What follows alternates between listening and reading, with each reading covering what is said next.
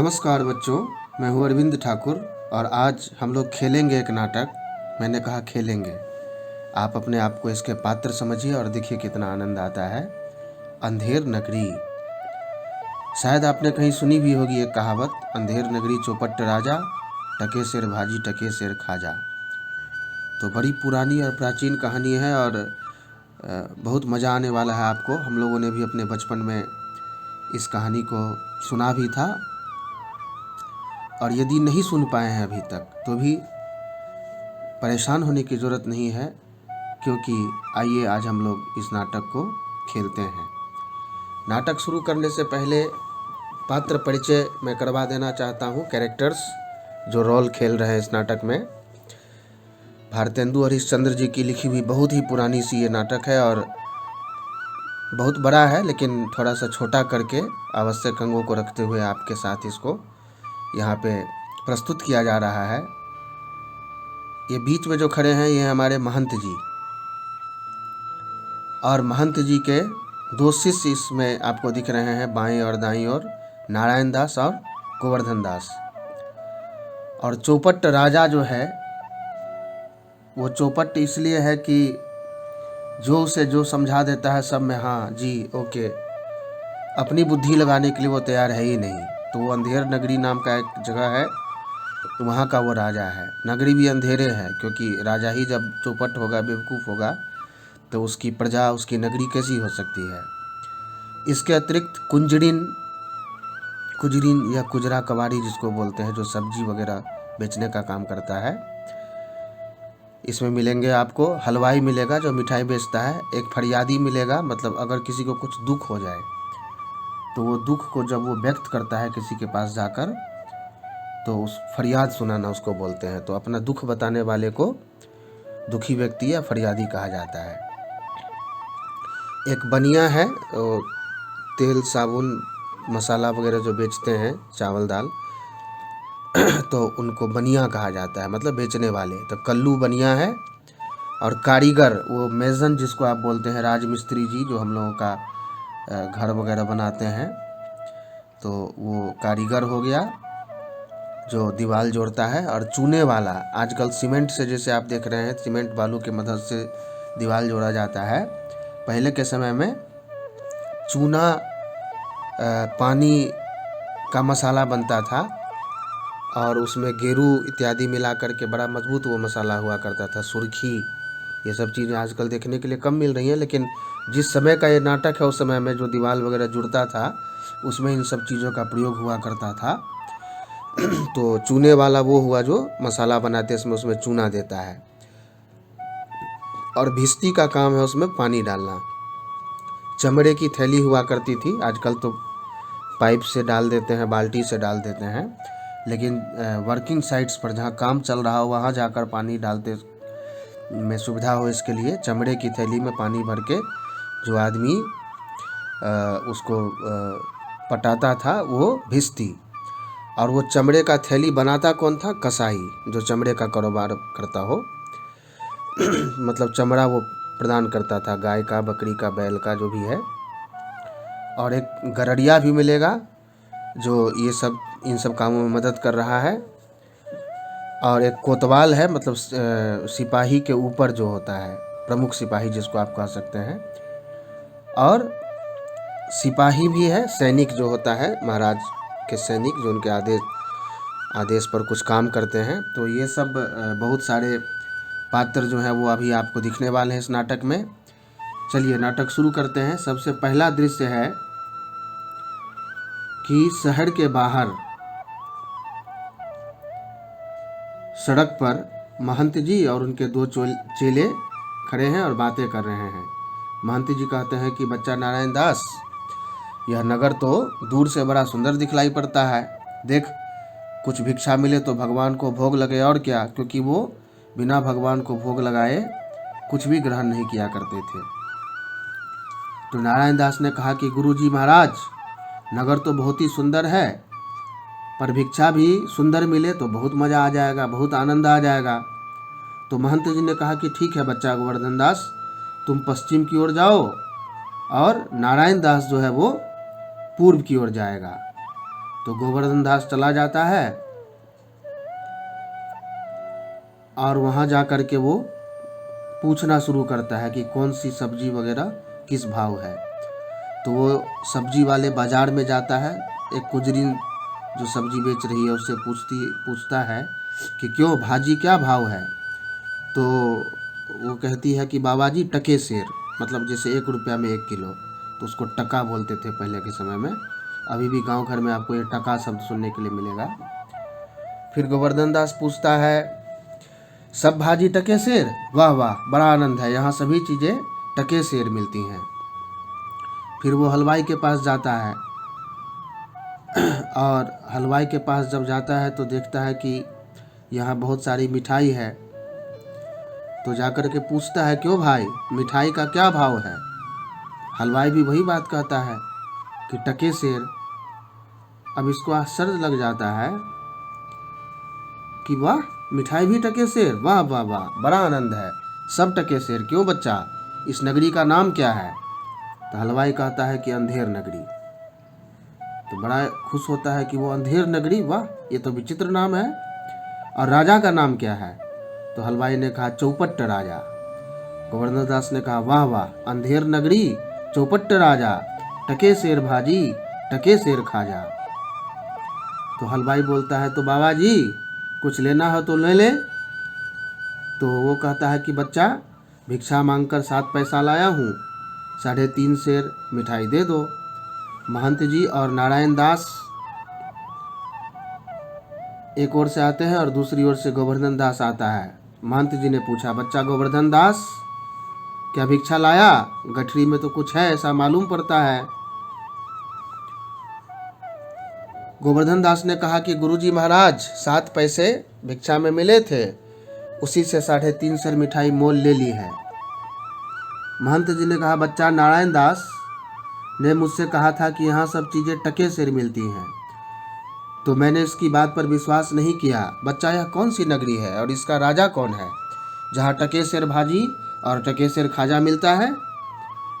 गोवर्धन दास ने कहा कि अंधेर नगरी, चौपट्ट राजा, टके सेर भाजी, टके सेर खाजा। तो महंत ने उसे समझाना चाहा, कहा कि तो बच्चा ऐसी नगरी में रहना उचित नहीं है जहाँ टके सेर भाजी और टके सेर खाजा बिकता है। मैं तो इस नगरी में एक क्षण भी नहीं रहूँगा।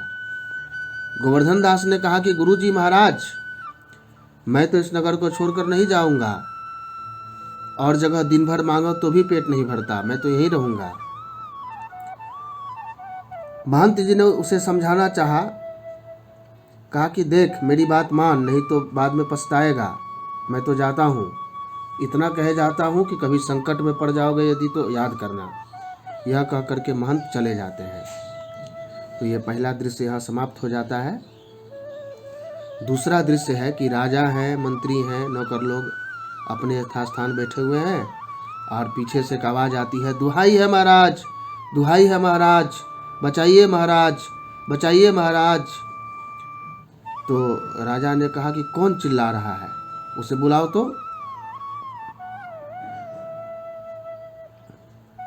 तो 2 नौकर एक फरियादी को वहाँ पे बुला करके ले आते हैं।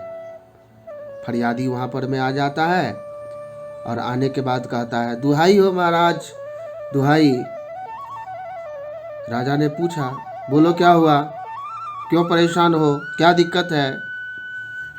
फरियादी ने कहा कि महाराज कल्लू बनिए की दीवार गिर पड़ी और मेरी बकरी उसके नीचे दबकर मर गई है। न्याय हो महाराज, न्याय हो, कुछ कीजिए महाराज, मैं बड़ा गरीब हूँ। राजा गुस्से में आ गए कि कल्लू बनिए की इतनी हिम्मत कि दीवार गिरा दी और बकरी को मार दिया, जाओ उसको पकड़ के लाओ, जाओ कल्लू बनिए को पकड़ के ले आओ। नौकर लोग दौड़कर बाहर से उस कल्लू बनिए को पकड़ के ले आते हैं।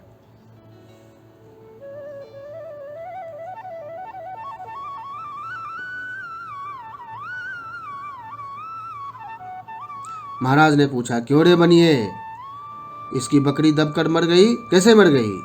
अब बेचारा कल्लू बनिया परेशान है, कह रहा है महाराज मेरा कुछ दोष नहीं महाराज, कारीगर की गलती है, उसे पकड़िए। कारीगर ने ऐसी कच्ची दीवार बनाई कि वो गिर पड़ी, मैं क्या कर सकता हूँ महाराज।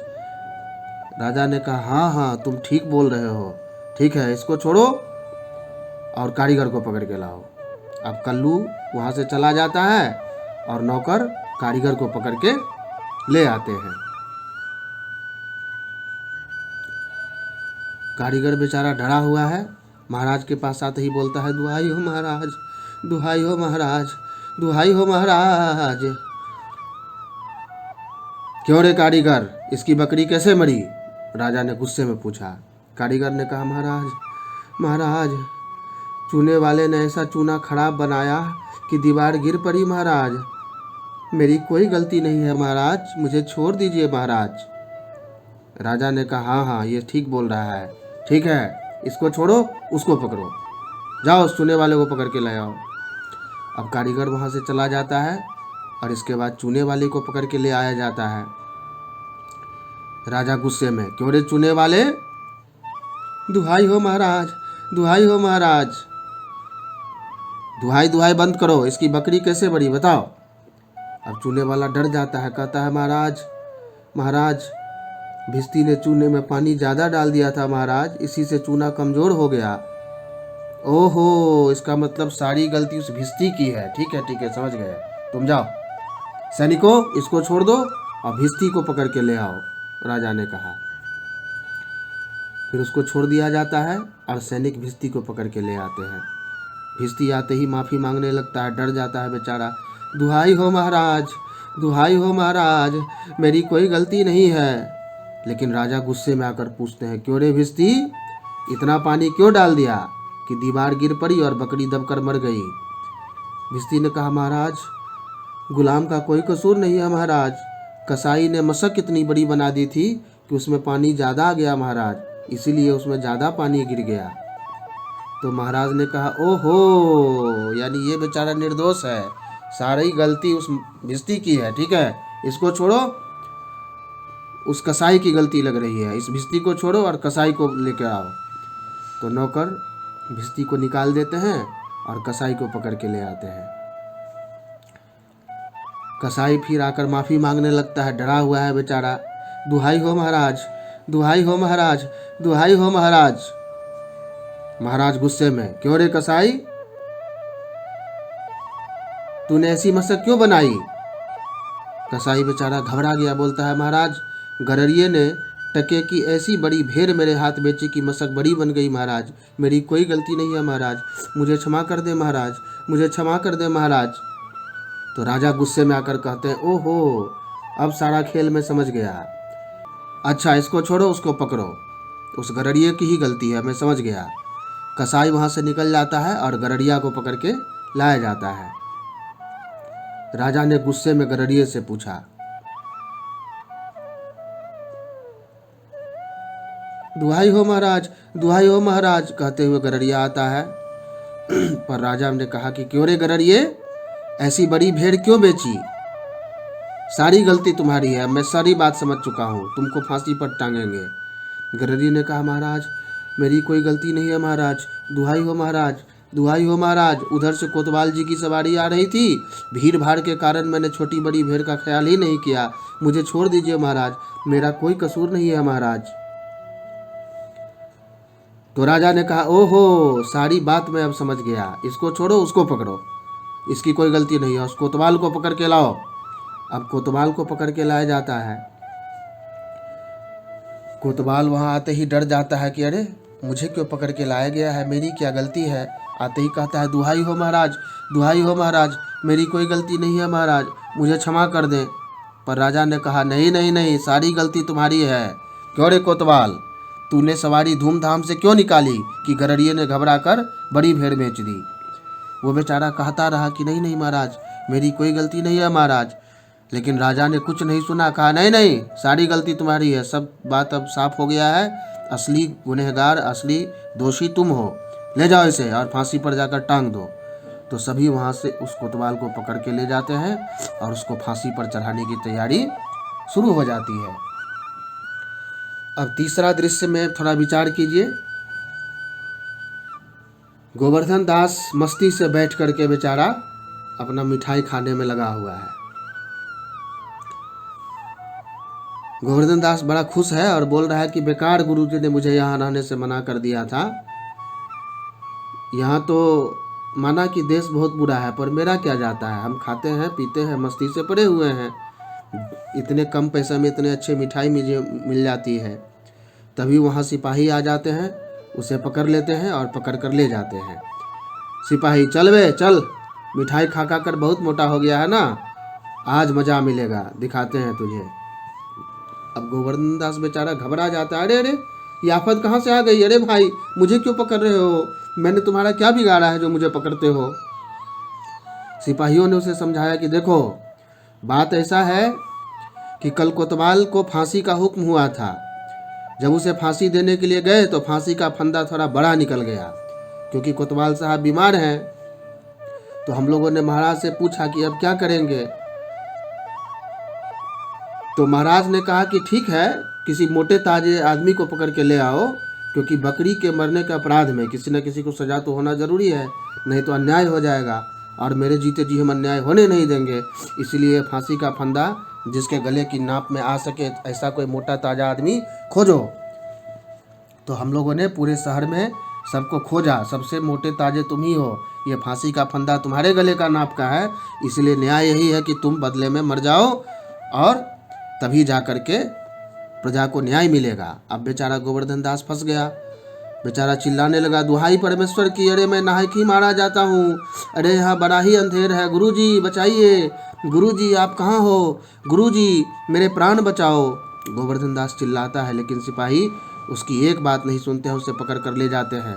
इधर गुरुजी ने जब सुना तो उनका ध्यान टूटा, वो समझ गए कि ओहो मेरा शिष्य बेचारा कहीं न कहीं संकट में फंसा हुआ है, मैं उसे बचाने के लिए जाता हूँ। और वे तत्काल उसे बचाने के लिए वहाँ से चल देते हैं। अब गोवर्धन दास इधर चिल्ला रहा है, हाय बाप रे, मुझे बेकसूर ही फांसी देते हो। और सिपाही उसकी बात सुन नहीं रहे हैं, बोल रहे हैं चुप, राजा का हुक्म कहीं टल सकता है। गोवर्धन दास कहता है कि हाय मैंने गुरुजी का कहना न माना, उसी का यह फल है, गुरुजी कहाँ हो, बचाओ गुरुजी, बचाओ बचाओ गुरुजी। तो वहाँ महंत गोवर्धन दास जी प्रकट हो जाते हैं और प्रकट होने के बाद कहते हैं, अरे बच्चा गोवर्धन दास, तेरी यह दशा ऐसे कैसे हो गया। गोवर्धन दास बेचारा हाथ जोड़कर कहता है, गुरुजी बचाइए, गुरुजी बचाइए, गुरुजी, गुरुजी दीवार के नीचे बकरी दब गई जिसके लिए मुझे फांसी पर ये लोग चढ़ाने में लगे हुए हैं, बचाइए। महंत ने कहा कि कोई चिंता नहीं करो, और भौं चढ़ाकर सिपाहियों से कहा, सुनो मुझे अपने शिष्य के कान में कुछ कहना है, उसे अंतिम उपदेश देने दो। सिपाही उसे थोड़ी देर के लिए छोड़ देते हैं और गुरुजी चेले के कान में कुछ समझाते हैं। तो गोवर्धन दास ने कहा कि तब तो गुरुजी हम अभी फांसी चढ़ने के लिए तैयार हैं, जो आप कहेंगे वही होगा। पर ये क्या, महंत ने कहा कि नहीं गोवर्धन दास, हम बूढ़े हैं, हमको फांसी चढ़ने दो, तुम अभी मत चढ़ो, तुम्हारी उम्र ही क्या हुई है। इस प्रकार से दोनों जब हुज्जत करते रहते हैं तो सिपाही हैरान हो जाते हैं, राजा मंत्री और कोतवाल भी हैरान हो जाते हैं। किसी के समझ में कुछ आ नहीं रहा है कि यहाँ फांसी चढ़ने के लिए आखिर हुज्जत हो क्यों रही है। सब कह रहा है मैं फांसी चढ़ूंगा, मैं फांसी चढ़ूंगा, ऐसा आखिर हो क्यों रहा है, यह क्या गोलमाल है। राजा ने पूछा, अरे तुम लोग फांसी क्यों चढ़ना चाहते हो। सिपाही ने कहा, महाराज चेला कहता है मैं फांसी चढ़ूंगा, गुरु कहता है मैं फांसी चढ़ूंगा, कुछ मालूम ही नहीं पड़ता है कि बात क्या है। राजा ने गुरु जी से पूछा, बाबा जी बोलो आप फांसी क्यों चढ़ना चाहते हैं। तो गुरु जी ने कहा कि महाराज इस शुभ घड़ी में जो मरेगा सीधा स्वर्ग जाएगा। तो मंत्री ने कहा तब तो हम फांसी चढ़ेंगे। गोवर्धन दास ने कहा कि नहीं नहीं, हमको हुक्म है फांसी चढ़ने का ना, तो फांसी हम चढ़ेंगे। कोतवाल कहता है कि नहीं नहीं, मैं फांसी चढ़ूंगा, तभी न्याय होगा, मुझे फांसी पर चढ़ने दीजिए, क्योंकि हुक्म तो मेरे नाम का हुआ था, हमारे कारण ही तो दीवार गिरी है। अब राजा को गुस्सा आ जाता है और राजा कहते हैं चुप रहो सब लोग, राजा के जीते जी और कौन फांसी पर चढ़ सकता है। जब तक हम हैं और किसी को फांसी पर जाने की जरूरत नहीं है, हमें फांसी पर चढ़ाओ, जल्दी करो, जल्दी चढ़ाओ। और नौकर लोग विवश होकर के राजा को फांसी के फंदे पर चढ़ा देते हैं। तो राजा फांसी के फंदे पर झूल जाता है और इतना होते ही पर्दा गिरता है, नाटक का समापन यहाँ पे होता है। तो ये भारतेंदु हरिश्चंद्र जी की नाटक है अंधेर नगरी, जिसका संक्षिप्त रूप है। ये नाटक तो बहुत विस्तृत और बड़ा है और मेरा प्रयास रहा कि इसको वीडियो चित्रकथा का रूप देकर आपके सामने प्रस्तुत करूं। तो उम्मीद है कि ये प्रयास आपने पसंद किया होगा। पाठ संबंधित प्रश्नोत्तर लिंक बनाकर साथ में डाल दिया गया है, आप चाहें तो इसे वहां से प्राप्त कर सकते हैं। अगले वीडियो में बहुत जल्दी मुलाकात होगी, तब तक के लिए नमस्कार। अगर आपने हमारे YouTube चैनल को अब तक सब्सक्राइब नहीं किया है तो आपको यहाँ सब्सक्राइब बटन दिख रहा है, इस पर आप क्लिक कीजिए और हमें सब्सक्राइब कर दीजिए। और साथ ही साथ इसके सामने एक नोटिफिकेशन बेल आ रहा है, इसे भी आप इनेबल कर दीजिए ताकि आपको तुरंत नोटिफिकेशन मिले जब भी हम कोई नई वीडियो अपलोड करें।